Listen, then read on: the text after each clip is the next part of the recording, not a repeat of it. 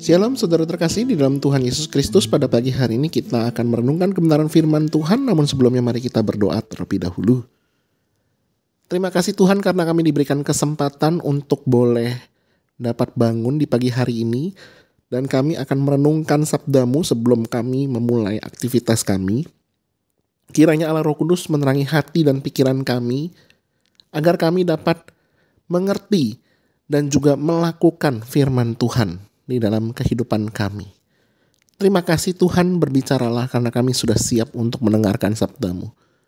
Di dalam nama Tuhan Yesus kami berdoa. Amin.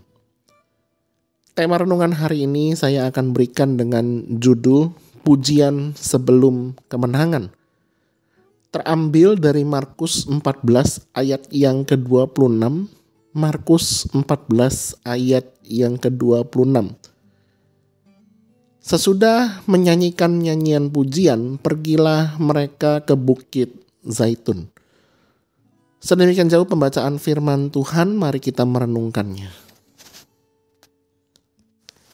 Saudara, di dalam tradisi perjanjian lama, tradisi orang-orang Yahudi, ketika mereka mau berperang melawan musuh-musuh mereka yang sangat amat kuat, mereka itu menyanyikan puji-pujian kepada Tuhan. Sebelum mereka berperang, mereka menyanyikan puji-pujian kepada Tuhan. Dan setelah mereka selesai berperang, mereka juga memuji Tuhan melalui puji-pujian. Karena pujian itu sendiri menggambarkan sebuah pengharapan ketika mereka itu akan bertempur dan mengharapkan bahwa Tuhan akan memimpin mereka. Dan ketika mereka selesai bertempur, maka mereka melihat bahwa pimpinan tangan Tuhan itu sungguh nyata di dalam kehidupan mereka, apalagi pada saat mereka itu menang perang. Berkaca dari hal tersebut, maka ketika kita mengkaitkannya dengan Markus 14 ayat yang ke-26, maka ayat ini menggambarkan saat Yesus dan para muridnya meninggalkan tempat makan dan pergi ke Bukit Zaitun setelah makan Paskah, mereka menyanyikan puji-pujian kepada Allah. Tuhan Yesus tahu bahwa saat-saat sulit itu akan menanti dirinya dan juga oleh murid-muridnya, di mana ketika di dalam peristiwa penyaliban itu para murid pun juga akan tercerai-berai. Itu terbukti ketika Tuhan Yesus mengatakannya itu satu ayat berikutnya, yaitu di ayat yang ke-27, Markus 14 ayat yang ke-27. Tetapi Tuhan Yesus memilih untuk menyanyikan puji-pujian kepada Allah bersama para muridnya sebelum menghadapi penderitaan dan juga kematiannya. Nah, di dalam konteks iman Kristen kita memahami bahwa pujian kepada Allah tidak bergantung pada keadaan atau situasi kita.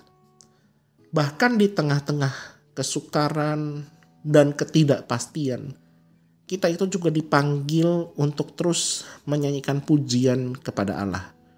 Mengakui kebesarannya dan kekuatannya yang abadi. Seperti yang dilakukan oleh Tuhan Yesus, diteladankan oleh Tuhan Yesus, kita juga dipanggil untuk fokus dan percaya kepada Allah. Dan menyanyikan puji-pujian juga bahkan di saat-saat yang gelap di dalam kehidupan kita. Nah, ayat ini mengajarkan kita pentingnya persekutuan di dalam ibadah. Yesus tidak menyanyikan puji-pujian tersebut sendirian, tetapi bersama dengan para muridnya. Hal ini menunjukkan bahwa Tuhan Yesus ingin memberikan sebuah teladan adanya komunitas iman. Kita itu harus bisa saling mendukung, saling menguatkan satu sama lain di dalam perjalanan iman kita. Ketika kita berada di dalam cross, kita bisa memuji Tuhan bersama-sama, kita bisa memperkuat ikatan antar sesama orang percaya, dan memperdalam hubungan kita, relasi kita bersama-sama sebagai komunitas umat Allah dengan Allah. Cross itu harus kita pakai bukannya untuk ngegosip, ngomongin orang lain, Atau misalnya kita ngomongin tentang tempat makan yang enak di mana, tetapi justru kita di dalam cross itu harusnya adalah memperdalam relasi kita bersama dengan Allah, menaikkan puji-pujian kepada Allah.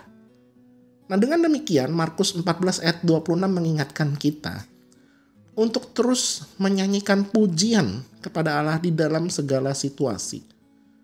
Baik di dalam keadaan kita senang maupun di dalam keadaan kita sedih.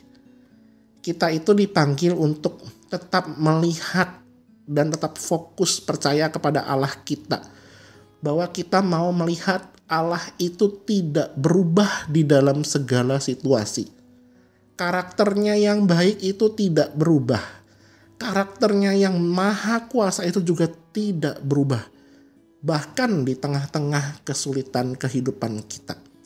Maka dari itu kita mau menjaga hati kita di dalam komunitas iman kita agar kita itu saling menguatkan satu sama lainnya ketika kita berada di dalam situasi yang sulit.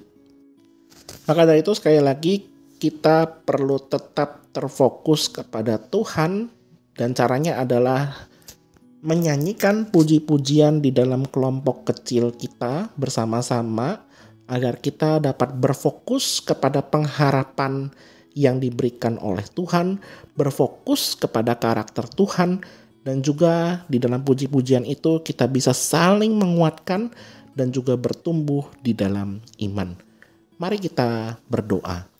Terima kasih Tuhan karena kami diberikan kesempatan untuk boleh mendengarkan kebenaran firman-Mu, bahwa sesungguhnya di dalam segala situasi kami perlu memuji Tuhan.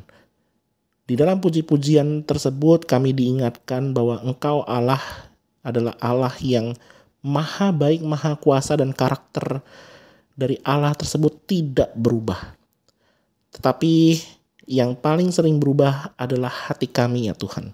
Karena itu tolonglah kami agar kami boleh memiliki hati yang mau sungguh rindu dan berfokus kepada Tuhan, dan kami boleh dapat memuji Tuhan setiap hari di dalam puji-pujian yang kami lantunkan secara pribadi ataupun bersama-sama di dalam komunitas kelompok kecil kami. Terima kasih Tuhan, kami juga mau berdoa agar kiranya Tuhan yang memimpin kehidupan kami manakala mungkin di dalam hidup kami ada yang sedang mengalami pergumulan yang hebat, Tuhan kiranya yang menjawab sesuai dengan waktu Tuhan. Terima kasih Tuhan, di dalam nama Tuhan Yesus kami berdoa. Amin.